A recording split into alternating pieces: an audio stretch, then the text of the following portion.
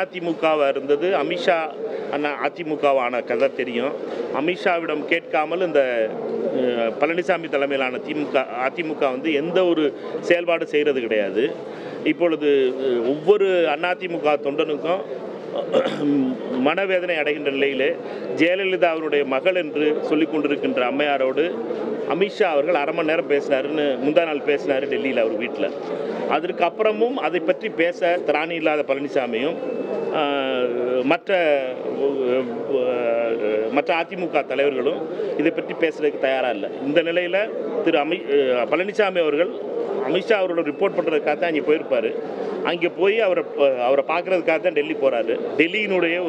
டெல்லி பாஜகவினுடைய அடிவருடியாக பழனிசாமி மாறிவிட்டார் என்பதற்கும் அதிமுக என்ற கட்சி முழுவதுமாக முடிக்கின்ற வேலையை அமித்ஷா செய்து கொண்டிருக்கிறார் என்பதும் இப்பொழுது தெளிவாக தெரியும்.